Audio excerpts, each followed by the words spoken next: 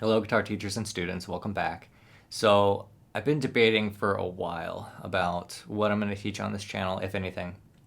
And one of the things that I keep coming back to is things to play other than power chords that work with power chords. I'm working those like power chord centric genres like rock and metal and all that stuff. Reason being, I don't really see it talked about ever.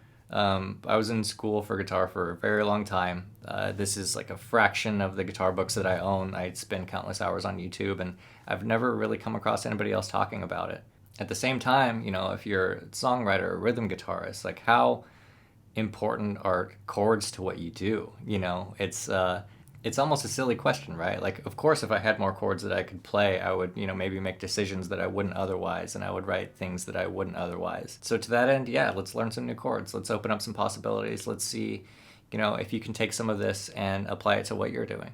So the first chord that we're going to start out with is the root position triad, which I'll warn you right off the bat is probably the most difficult shape to play of any of the ones that we're going to talk about. But at the same time, I think it's important to do first because down the road, a lot of what we're going to do is like take the notes in the chord and rearrange them in certain ways or leave some out or put other ones in.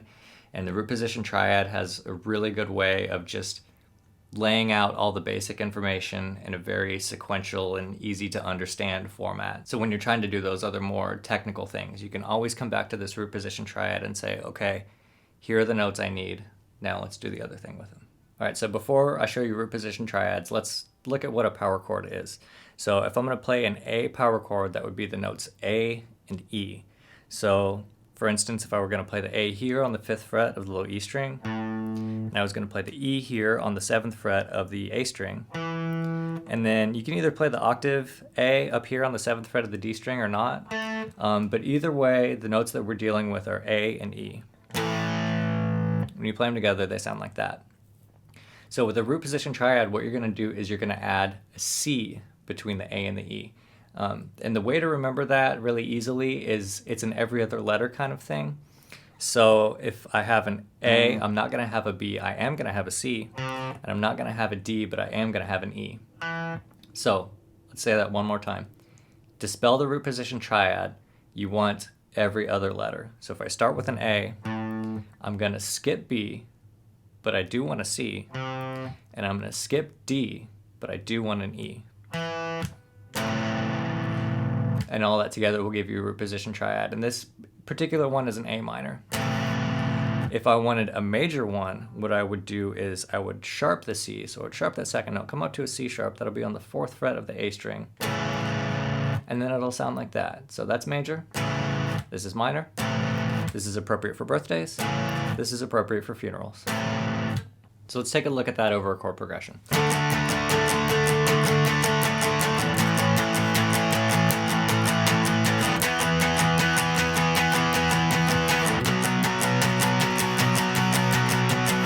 So that's pretty good, pretty rockin'. Let's try it with root position triads now. So again, I'm going to need a D major, an A major, an E minor, and a B minor. And together it'll sound like this.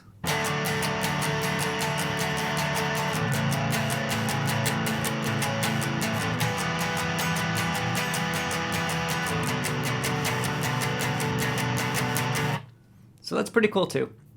I think we can probably reach what I would consider to be the best one if we were to combine some power chords and some root position triads. So what I'm going to do is I'm going to arbitrarily decide that this one is going to be sad, and I'm going to do power chords for the first two, which are major, and I'm going to do root position triads for the second two, which are minor.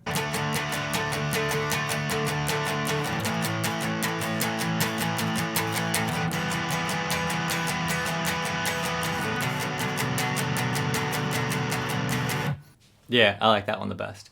It has some of the color of the root position triads, but it still comes off as like really, aggressive. Would fit wonderfully in a rock song, in a punk song, any of the above. All right, so that's root position triads. So those of you that are already pretty comfortable with the chords that you're playing, knowing if they're major or minor, even if you're playing power chords, this is going to be pretty plug and play, so go have fun.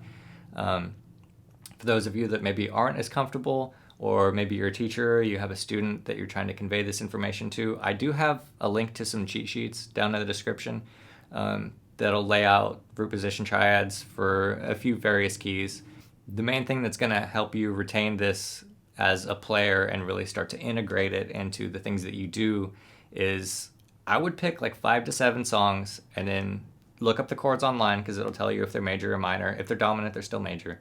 And just plug these in. Like play them all with root position triads, play them all with power chords. See if you can combine root position triads and power chords that work in interesting ways within them. Once you get to that like 5 to 7 song mark, you'll start to feel pretty comfortable with this sort of thing. All right, well, that's all I got for you today. Hopefully that was helpful.